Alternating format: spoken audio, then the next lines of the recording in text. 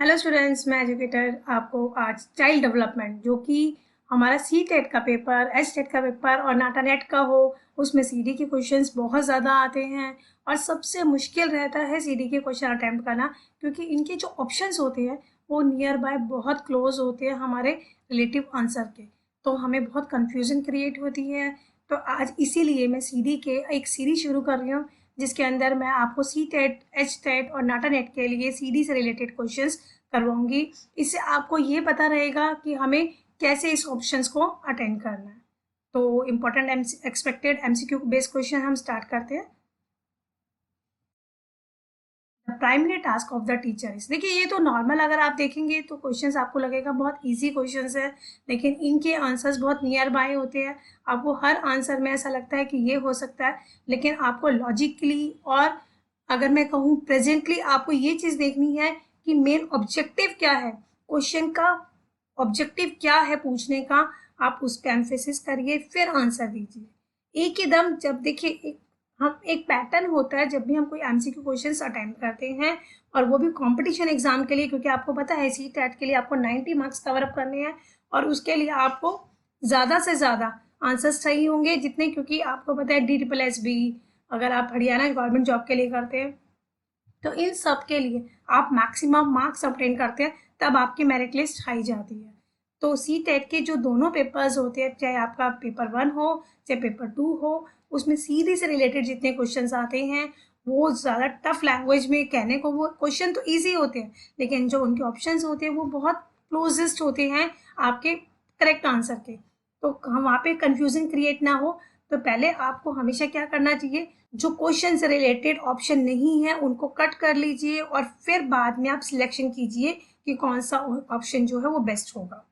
तो first question है हमारा, the primary task of the teacher is to teach the prescribed curriculum, to stimulate and guide students learning, to ensure that all students belong to socially acceptable peer groups, to promote habits of conformity to adult demands and expectation। देखिए teacher का पहला task क्या होता है, curriculum जो दिया हुआ है वो पढ़ाना, बच्चे को गाइड करना, स्टिमुलेट करना, या उनको इंश्योर करना कि हर बच्चा जो सोशली है वो एक्सेप्टेबल हो उनके पीयर ग्रुप्स के अकॉर्डिंग, या उनकी हैबिट्स को, जो अडल्ट है, जो उनकी डिमांड है, जो उनकी एक्सपेक्टेशन है उसको प्रमोट करना, मतलब उनको उनकी आदतों का विकास करना। तो आपको हर एक क्वेश्चन के लिए जो है 10 सेकेंड्स दिए जाते हैं।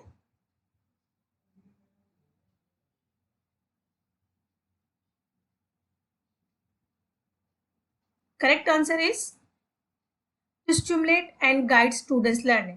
टीचर का जो प्राइमरी टास्क होता है, सबसे पहला काम जो होता है टू स्टिमुलेट करना और बच्चों को गाइड करना सीखने के लिए, वो काम होता है। Move to our next question, that is question number second. The greatest single inadequacy in teachers lies in the area of. Single adequacy teachers में कहाँ पर, कौन सी एरिया में लाई करती है, general culture, general scholarship, subject matter background, interpersonal relationship. मतलब आपको यहाँ पे बताना है कि टीचर्स का एरिया किसके ऊपर, कौन सी एडिक्वेसी, इनएडिक्वेसी कौन सी है जिसके ऊपर डिपेंड करती है।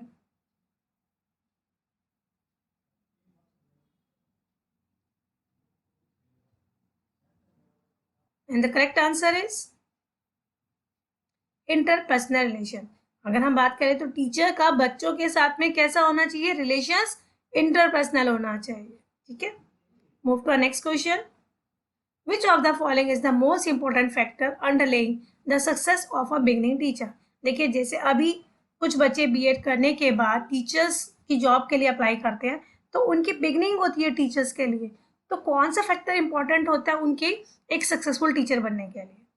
His personality and ability to relate to the class, his attitude and outlook on life, his verbal facility and organizational ability, his scholarship and intellectual ability।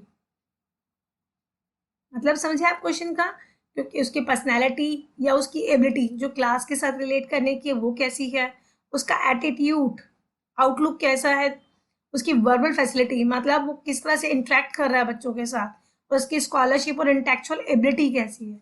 इन सभी फैक्टर्स में से कौन सा इंपॉर्टेंट फैक्टर है जो एक टीचर की बिगनिंग के उसकी सक्सेस के लिए जरूरी है, बिगनिंग टीचर की सक्सेस के लिए जरूरी है।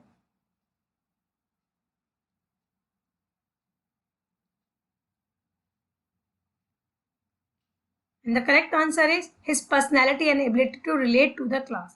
मतलब क्योंकि बच्चे जब क्लास में टीचर्स को एंट्री करती है टीचर या टीचर करता है, तो वो सबसे पहले उनकी पर्सनैलिटी कि वो टीचर के बच्चों के साथ कैसे इंटरेक्ट कर रही है, वो बच्चों के साथ कैसे रिलेट कर रही है, क्योंकि असली जो होता है वो क्लासरूम इंटरेक्शन होता है टीचर का और स्टूडेंट का, जो बताता है कि बच्चे सीखने के लिए तैयार होंगे, मोटिवेट होंगे या नहीं। Move to next question, question number 4। The best way to prepare students for the transition to the next step in the educational ladder is to। अभी जैसे मैंने पहला क्वेश्चन पूछा कि टीचर के लिए सक्सेसफुल क्या है, इसी तरह से स्टूडेंट्स को प्रिपेयर करने के लिए उनके एजुकेशनल लैडर के लिए क्या स्टेप होना चाहिए। Make a visit to the school building, receive visitors from the new school, prepare a booklet about the new school। There is no best way for such orientation।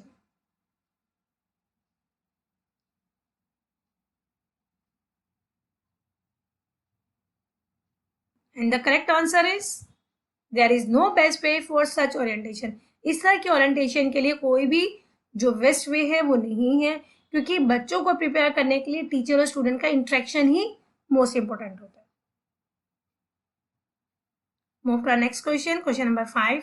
To educate according to nature means, मतलब educate करना, शिक्षित करना अगर हम nature के according, उसकी प्रकृति के अकॉर्डिंग कहें तो उसका मतलब क्या होता है। To return to the nature as oppose to the artificial in life, to educate according to the law of nature of human development, to study natural laws and apply them to educational process। Next, all of the above।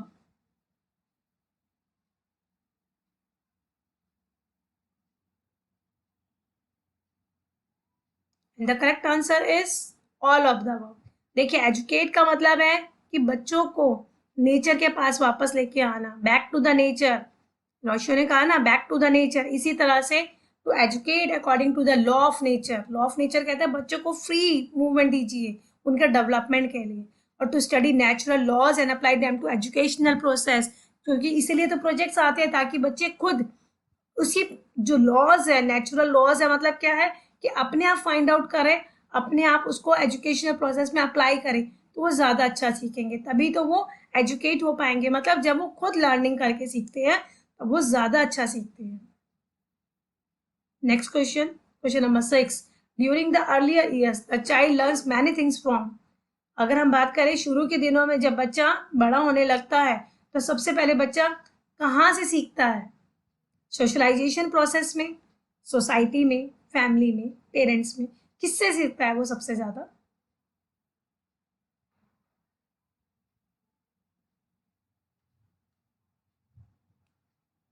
And the correct answer is parents, क्योंकि जब बच्चा जैसे जैसे growth लेता है वो सबसे पहले अपने पेरेंट्स से सीखता है, उनको जैसे वो बिहेव करते हैं उनको ऑब्जर्व करता है और उनसे सीखता है।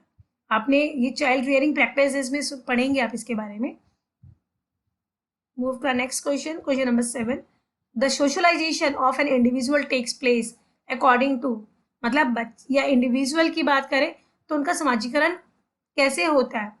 According to perceptual learning, cognitive learning, dynamic learning in the emotions of stimulus, dynamic learning in the perception of a situation।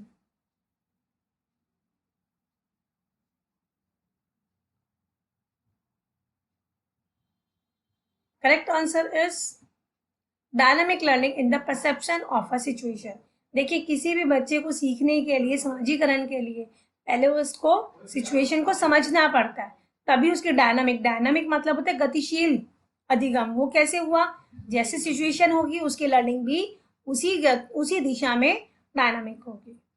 Move to next question, question number 8। Which factor influence socialization, मतलब समाजीकरण को प्रभावित करने वाला कौन सा कारक है। Family, mutual relations, school culture, all of the above.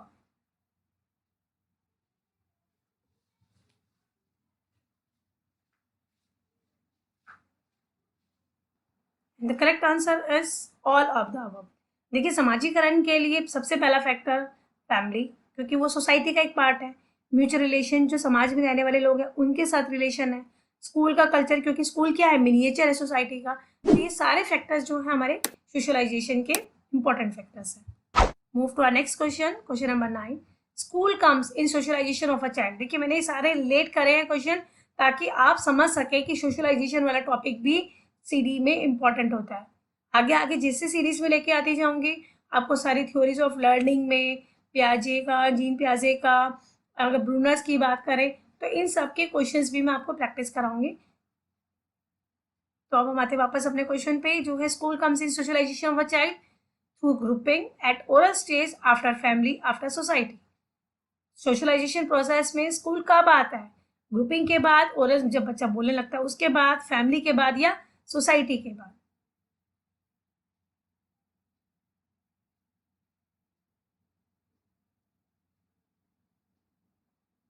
The correct answer is after family, क्योंकि फैमिली के बाद ही बच्चा स्कूल में जाता है। जब वो अर्लियर डेज में अपने पेरेंट्स के साथ होता है उसके बाद सबसे पहले उसका विकास के लिए कहाँ भेजा जाता है? उसे स्कूल में, जिसे हम किंडरगार्टन भी कहते हैं ना, तो फैमिली के बाद। Next question, in the school the child faces. अब स्कूल में भेजा है तो चाइल्ड क्या फेस करता है, मतलब उसको किन किन चीज़ों के सामने का सामना करना पड़ता है? तो पहला struggle, new society, group, resistance.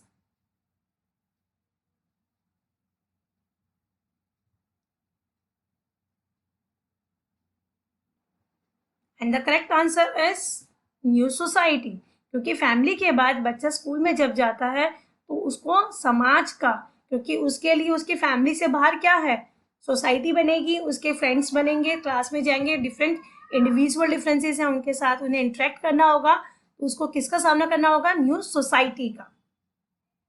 Next question, the child become socialize. बच्चा कब सोशलाइज होता है, कब उसका समाजीकरण पूरा हो जाता है, कैसे होता है? फास्ट होता है, gradually, slowly, after ego.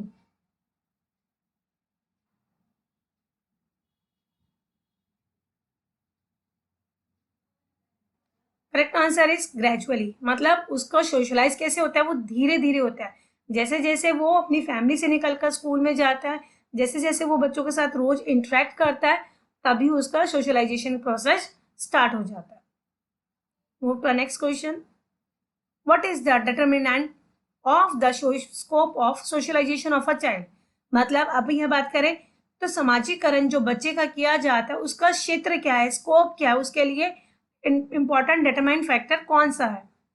Environment, excitement, development of physics, language development. मतलब आप क्वेश्चन को समझे हैं कि उन्होंने पूछा कौन सा एरिया जो है बच्चों के सोशलाइजेशन के जो फैक्टर है या इम्पैक्ट है उस पर किसका इम्पैक्ट सबसे ज्यादा पड़ता है उनके सोशलाइजेशन के लिए।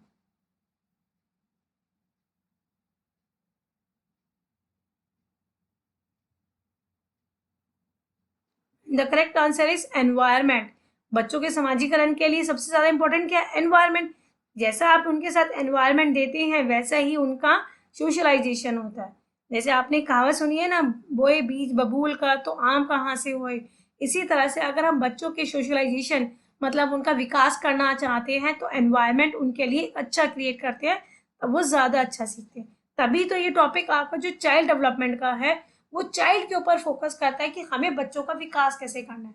और सी टेट का जो मोस्ट इम्पोर्टेंट, जो अगर मैं कहूँ टफेस्ट पार्ट आता है, वो चाइल्ड डेवलपमेंट होता है, क्योंकि इसमें क्वेश्चन तो हमें इजी लगते हैं लेकिन उनके जो आंसर्स होते हैं वो इतने इजी नहीं होते हैं। वो हमें दिल से नहीं दिमाग से सोच कर देने होते हैं। इसलिए इम्पॉर्टेंट है कि जब भी सी टेट के पेपर के लिए, अब जो कमिंग आपका सी टेट का पेपर आ रहा है, तो आप अपने सीडी के पार्ट को स्ट्रॉन्ग कीजिए। और पेपर में जो पैडागॉजिकल सब्जेक्ट्स होते हैं आपके, जिसमें इंग्लिश हिंदी आता है, अगर पेपर 1 की बात करती हूँ, पेपर 2 की बात करती हूँ, तो उनमें पैडागॉजिकल एनालिसिस भी इसी बेस पे होता है कि आप बच्चों के साथ कैसे इंटरेक्ट करते हैं। मतलब वो चाइल्ड साइकोलॉजी के ऊपर बेस्ड हो जाता है। साइकोलॉजी क्या है, फिलॉसफी क्या है, और लर्नर्स थ्योरी क्या कहती है। ये सारे क्वेश्चन हमारे सी टेट के क्वेश्चन में बहुत ज़्यादा इंपॉर्टेंट प्लेस रखते हैं, क्योंकि अगर हमने इनके ऊपर अपनी मास्टरी बनाई है तो ही हम इस पेपर को अचीव कर सकते हैं। देखिए मैं आपको एक सजेशन देती हूँ कि आप सी टेट के पेपर के लिए अगर बहुत अच्छी तैयारी करना चाहते हैं तो सबसे पहले आपको चाइल्ड डेवलपमेंट के ऊपर, क्वेश्चंस के ऊपर बेस अपना स्ट्रॉन्ग करना होगा। मोस्ट इंपॉर्टेंट फैक्टर, आपका अगर पेपर 2 है, मतलब आप एसएसटी के लिए, मैथ्स के लिए, साइंस के लिए कर रहे हैं, पेपर 2 के लिए कर रहे हैं जो टीजीटी के लिए होता है, तो आपको एम्फेसिस जो आपको स्टार्ट करना है अपना प्रोसेस, वो एनसीईआरटी से करना है। एनसीईआरटी से क्यों करना है? एनसीईआरटी बुक से करना है। अगर आप एसएसटी का कर रहे हैं तो एनसीईआरटी की बुक्स जो आपकी 6 to 8 लेवल तक की है, वो आपको सारी बुक्स को बिल्कुल थॉरोली रीड करना है। अगर आपने एग्जाम्पल के तौर पे मैंने बोला ज्योग्राफी की बुक है, आपने एनसीईआरटी की ज्योग्राफी 6 to 8 तक की, इसी तरह से हिस्ट्री की, इसी तरह से सिविक्स की आपको लेनी है। 1 by 1 हर एक चैप्टर में अगर आपके पास कोई पिक्चर कंपोजिशन भी हो, उसके नीचे भी कुछ राइट डाउन है, तो एनसीईआरटी के वो सारे के सारे, अगर आपको कोई केस स्टडी के तौर पे कोई स्टोरी सुना रखी है और उसके बाद आपसे एनालिसिस किया जा रहा है, तो आपको उन्हें नेग्लेक्ट नहीं करना है, आपको उनको बहुत अच्छी तरह से रीड आउट करना है, क्योंकि सीटेट के पेपर में एनसीईआरटी का ही सिलेबस जो होता है वही पूछा जाता है। बच्चे बहुत सारी बुक्स कंसीडर करते हैं, लेकिन मेरी सजेशन है, अगर आपको सीटेट का पेपर फर्स्ट अटेम्प्ट में क्लियर करना है तो प्लीज प्लीज पहले आप अपनी एनसीईआरटी की बुक्स को कंप्लीट कीजिए, उसके बाद आप अदर बुक्स की प्रैक्टिस कीजिए, क्योंकि practice makes the man perfect. लेकिन आपको प्रैक्टिस के लिए बेस कहाँ से मिलेगा? एनसीईआरटी से मिलेगा। तो पेपर 2 के लिए आपके लिए सजेशन यही है कि आप स्टार्ट कीजिए पहले एनसीईआरटी को, चाहे आप मैथ्स कर रहे हैं, चाहे साइंस के लिए कर रहे हैं, या आप एसएसटी पॉइंट ऑफ व्यू से कर रहे हैं, आपको अपनी मास्टरी बनानी है एनसीईआरटी बुक्स पे। तभी पेपर 2 जो बीएड का है, आप अच्छी तरह से सीटेट का पेपर जो है फर्स्ट अटेम्प्ट में क्लियर कर पाएंगे, और सीडी के क्वेश्चंस तो आपको करने ही करने हैं। ठीक है, थैंक यू सो मच। अगर आपको मेरी वीडियो पसंद आई तो मेरी वीडियो को लाइक कीजिए, मेरे चैनल को सब्सक्राइब कीजिए। आपके लिए मेरे सजेशंस सीटेट के लिए ऐसे ही अगले अलग वीडियो में आते रहेंगे, तो wait for another video and hope for कि आप अच्छी तरह से स्टडीज करेंगे और सीटेट का पेपर जो है फर्स्ट अटेम्प्ट में क्लियर करेंगे। Thank you so much again.